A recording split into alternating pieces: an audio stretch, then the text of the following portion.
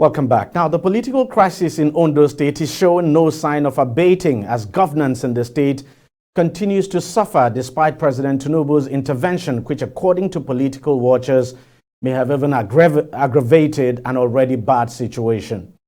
A presidency statement had said Oluwarotimi Akeredolu, despite his ill health, would remain governor, and Lucky Aiyedatiwa, the deputy governor, while the State House of Assembly was asked to drop its move to impeach the deputy governor. Now, since Akeredolu returned from a medical vacation in Germany in September, he's been holed up in his private residence in Ibadan, the Ondo State capital, where his loyalists say he continues to carry out his duties, a development that has attracted widespread criticism.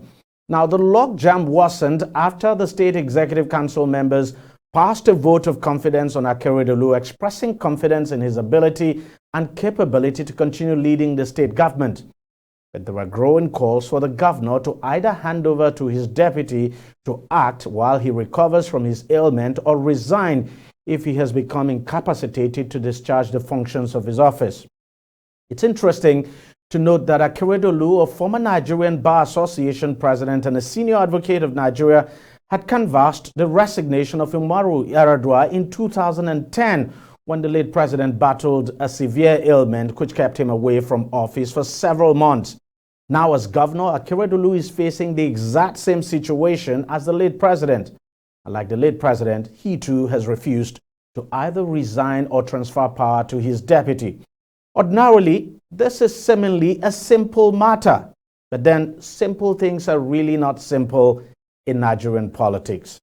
Jide Ojo, a political affairs analyst and newspaper columnist, now joins me to help us understand this simple matter, which is becoming complicated every passing day. Mr. Ojo, thank you very much for joining us on the program.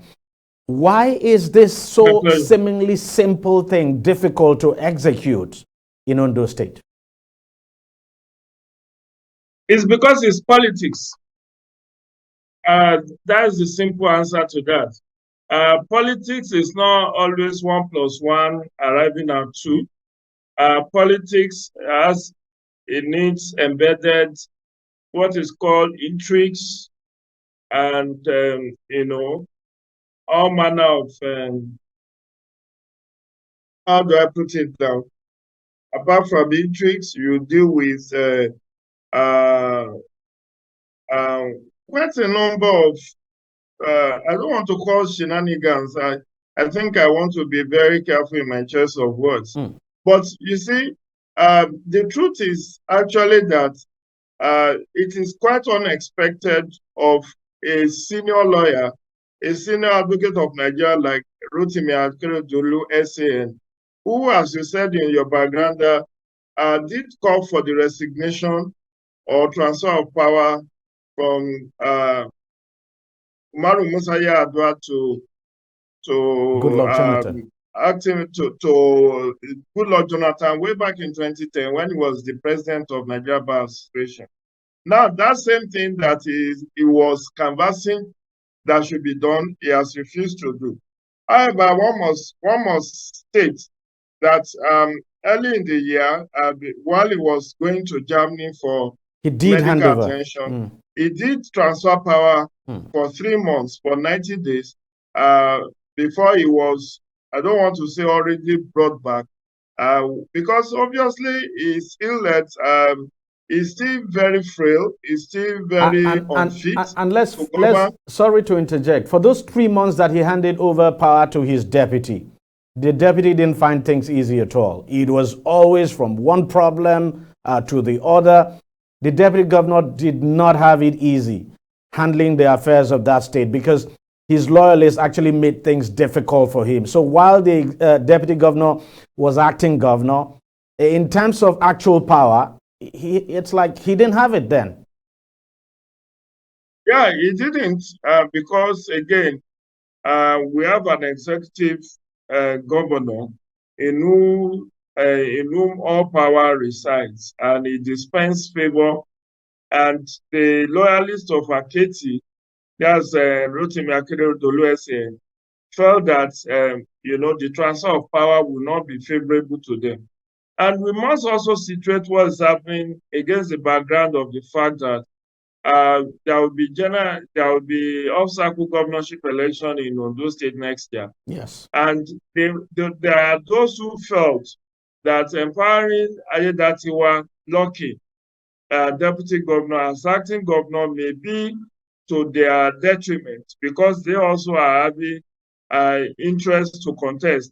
And it is believed that if he is allowed to continue as acting governor, he may actually be a cog in the wheel of their emergence as the candidate of APC.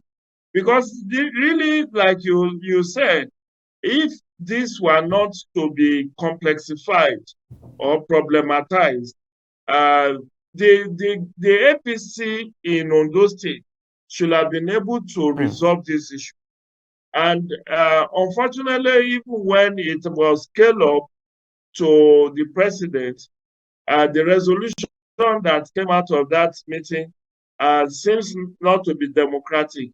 Because what came out was that it was alluded that the president said Akeredolu should submit a signed letter of resignation, although undated, that he should write a letter of resignation. And some top officials of that state have actually come out to confirm that indeed that letter exists. I mean, that the president actually asked him to sign that letter. Even the SSG, the secretary to the state government, has confirmed it. The speaker of the State House of Assembly has also confirmed it.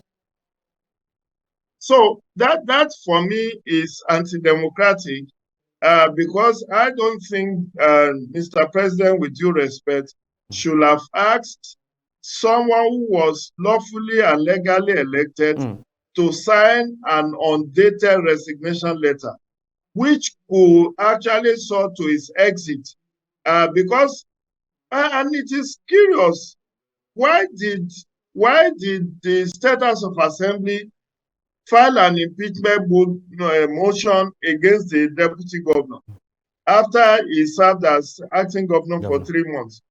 Instead of even being more concerned about the health of the governor, they were rushing to impeach the deputy governor, if not for the chief justice of the state, chief judge of the state rather, who insisted on due process.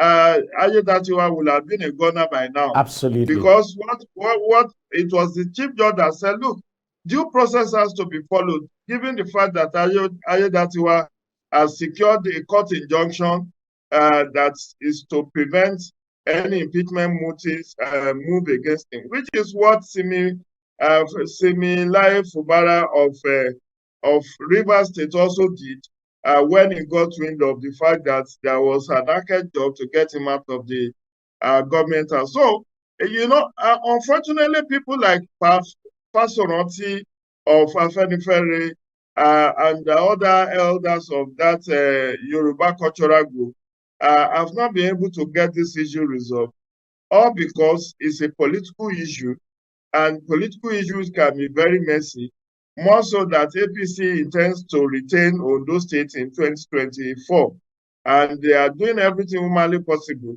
I would not be surprised that, and I think the last time I was on this your program, DEJI, if my memory serves me right, we were looking at the development in Ondo and Edo State. Edo State, yes. Particularly as to how the separate governors were not backing the deputy to take over from them. And I did hint that at that time that even though Akeredolu may wish power to shift to Ondo South, he may not want to offend other Ondo South elders like Chief Oke, SN, who has been a long-standing comrade who had wanted to be governor of Ondo State. So I don't know where Oke's position is now, but I know that after contesting with Akeredolu in his first tenure, and later on crossing over to APC, there must have been a kind of gentleman's agreement that, okay, power will shift to Ondo South, and because Ondo North will have done 8 years now, Yes. Ondo Central has done 8 years with Mimiko, so power naturally should shift to Ondo South. And Akeredolu may not be the kind of person that has been endorsed to take over from Akeredolu, even if he's also from the riverine area of Ondo State, which is Ondo South. But then let me ask this. Sorry to interject. Let me ask. I can understand that, I understand all these political permutations and the fear of some of those who are nursing this political ambition. We even understand the SSG also has an ambition to succeed Akeredolu. There's also Wale Akinterewa, who's from Ileoluji. In fact, some people have said, when you look at it critically, that the okay you just mentioned is no longer in the equation because he's not been too well, and if you notice, has been very quiet. But the question is, what happens? Nobody pray for anything to happen at all. I mean, we all pray for the recovery of the governor. But just if by chance anything happens and the governor is no longer there, does it mean the deputy governor would not be sworn in as governor? Which is why I thought Mr. President, with due respect, should have compelled the status of assembly to invoke doctrine of necessity and empower Akeredolu, because as it has been speculated by Kayode Ajulo SAN, some people are now running Ondo State on behalf of the governor, the cabal, and it's quite unfortunate. DEJI, that's your state. It's very unfortunate that there are contracts paper that are allegedly signed by some other persons apart from the governor, that the governor is in terrible state of health. And you could see that even when the Southwest governor went on a solidarity visit to see him in Ibadan, he could not even see them off. He could not walk them to their car, which shows that his health is really, really bad. Because the culture of Yoruba race is that when people come to visit you, the least you can do is to walk them to their car. But what we just saw is Akeredolu on chair, not saying much. And at the end of the day, all the governors filed out, and they entered their car and left. And nobody has had even an address from Akeredolu since he returned in September. Not even an address of. And it's very unfortunate that some of his aides were justified that he could govern the state from anywhere. If he were to govern the state from anywhere, then he should have well have stayed back in Germany and be governing from Germany. Right now, Oyo State has 2 governors, one de facto, one de jure, to its own credit anyway. But Ondo State people are suffering because, in fact, I don't know whether there has been any investment attracted to Ondo State in the last 6 months. There are so many people who would have loved to meet with Mr. Governor to seek his approval for and they can't deal with the deputy governor. Not just paying the salary that is government. Government is not just at least nobody is so salary. No. What about projects that should have been supervised, eminent persons that want to come and meet the governors who could not meet? And unfortunately, not until last week did we have even Federal Executive Council meeting. The State Executive Council meeting, in the last 6 months, only last week. And you could see that it was a very tepid State Executive meeting because Akeredolu is not ignorant of the fact that he's in the midst of enemies who actually were paying for his blood. But I think it's good that some indigenes of Ondo State have gone to court to get an order of mandamus to compel a medical panel to be set up to examine the state of health of Akeredolu. And that is just the fit and proper things to do. All right. Because I learned even when the meeting with the president took place in Abuja, Akeredolu's wife and son, Babajide, were also around, but they were not allowed into the meeting. So it's quite. I mean, I love the person of Akiti, particularly with his pan Nigeria and the fact that effort of someone like him led to power change, power shift. Recall that as the chairman of Southern Governors Forum, Governors he Forum, was yes, very that's true. strident last year that power must shift to the south, and they issued communique which actually unsettled the presidency of Buhari at that time. I also recall that the whole concept of what's it called, Amotekun, was he was the architect of Amotekun, and he was able to stand up to Malami Essien, the former Attorney General Minister of Justice, when Well, Malami was saying that it's I'm illegal afraid, to have we just have to leave it there Amotekun. because time is actually out of our hands. But thank you very much for coming on the show. We're waiting to see what happens. Honestly, no one is happy at all, irrespective of the fact that that is my state. I don't think anyone will be happy with what is going on in that state. And you talked about salary. I can tell you confidently that a lot of people are being owed salary in that state. Some people don't get paid their full salary anyway, and it's been on for a very long time. And it's even worse now that the governor is not even there, and you have a deputy who cannot do anything at all. And He's that's just supposed sitting to and be a looking. sunshine state. So the Yeah, sunshine has exactly. come to All right. as the sun has dimmed It has for actually Oluchi, quite dimmed. unfortunate. It has actually dimmed. Thank you very much for coming on the program, and thank you for sharing your thoughts with us. All right, that's how much we can take on the program this week. But thank you very much for watching. I'll see you again next week. Bye-bye.